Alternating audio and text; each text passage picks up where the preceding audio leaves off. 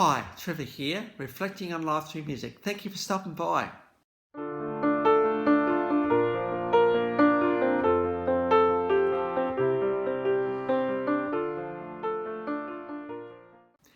Well, coming again today, you're very, very welcome. I trust everybody enjoyed my last video on Benson Boone. Now, he's only 22 years old. This guy, through his song Ghost Town, very, very insightful look at what happens to relationships are nurtured, are not nurtured and protected. We don't want to get into that experience, do we? So I trust you found that one encouraging.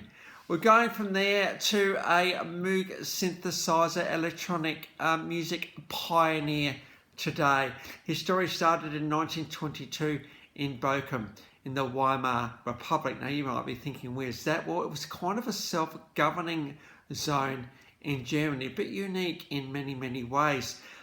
He did grow up in Berlin as well, but because his dad was of Jewish heritage, the family needed to flee Berlin around the 1930s. He then got a job arranging for Vanguard Records. Now the guy we're talking about is Gershon Kingsley. Now we're going to get on to the song that you've got to talk about when you talk about this guy, because this song is so recognisable. He met Perry and Kingsley actually had a bit of a duo thing going for a while, and they composed the music of Baroque Hoedown. Now this song's very, very significant. We've got a video version, because this is the music that if you go to the Disney parade in Anaheim, in Anaheim, the thing at night, the music that's played, was played for a time, was Baroque Hoedown, was written by these two. So very, very significant, because what was happening around this time is Robert Moog had already started to do a lot of work into inventing the Moog synthesizer. Now this synthesizer would change the world. People such as Keith Emerson and Rick Wakeman would bring this music to life. But Gershon Kingsley also was fascinated with what the synthesizer could actually do.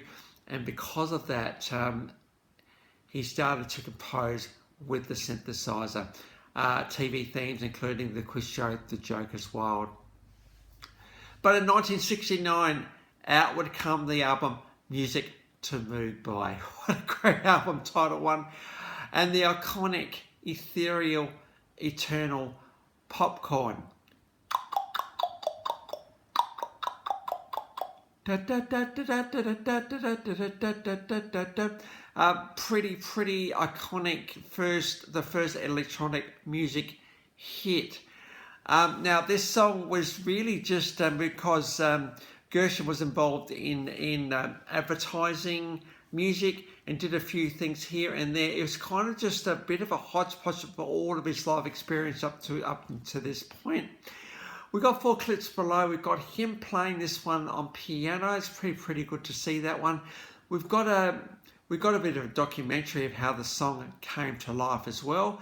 We've also got a version from the Muppets in Swedish. Yeah, this is absolutely stunning actually. When you look about the fact this is puppet stuff going on here, this is really clever, and I think, you know, it really typifies what you can do when you have a song that you just can't get out of your head. And Popcorn is just one of the songs that did that. We've also got a version of Muse performing this one as well. I think, you know, when you get a catchy tune, a tune that kind of just sticks in your head, it's just very simple in many ways, but it's just so clever at the same time. You have a hit on your hands. And Gershon wasn't scared to explore sound, to see what sound could offer, to get into what sound actually is. Because when we talk about synthesizers, yes, they have keyboards attached to them, but more than that, it's all about the vibrato and the different waveforms and everything you can do to create sounds in different ways. And this is certainly what you do when you start manipulating waveforms. And that's what synthesizers truly are. They're synthesizing sound. And people like Gershon Kingsley, which well and truly did bring the synthesizer to life. And it wasn't for people like him, we wouldn't have had synthesizers to the extent where we got them today. But more importantly than that, to prove to the world that actually we can write hits, and Popcorn was an absolutely massive song. And when and it has been covered by many artists ever since. All you got to just go onto YouTube and just type in Popcorn song, Popcorn Gershon Kingsley. There's a stack of different versions that have been recorded ever since. So Popcorn can go down as the first ever commercially popular electronic music hit that well and truly brought the Moog synthesizer to light. So I've got 4 clips of that one below.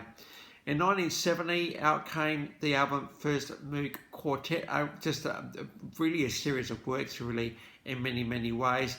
And we've got a version of the Beatles' Eleanor Rigby for you, official clip on that. Wow, it's kind of officially kind of a bit of a compliment to the song. Gershon Kingsley has conducted and arranged many Broadway musicals as well. His composing style is classified as avant-garde and pop, very eclectic. So that means he's got no shortage of different ways about him. He has been nominated for a Tony Award. He's received 2 Clio Music Awards for advertising and music, and he's received a Lifetime Achievement Award through the Bob Moog Foundation. Well and truly deserved that one. Between 1960 and 2012, there's been 35 releases. So if you think about 42 years, 35 releases in 42 years is pretty good. He did leave us, unfortunately, in 2019 at the age of 97. So he had a pretty cool life, and he well and truly changed the world with his musical, etchings, stylings. Let's say that. And so the links to those 6 clips are in the description below, and I've also included my last video on Benson Boone, so if you want to recap on him, feel free. Well, as you can see with this channel, we go into all sorts of genres and people who have changed music forever, and Gershon is well and truly one of those guys. So that's it for today. Next time we're going to get on to Johnny Rivers. So until then, I'll catch you around. Bye for now.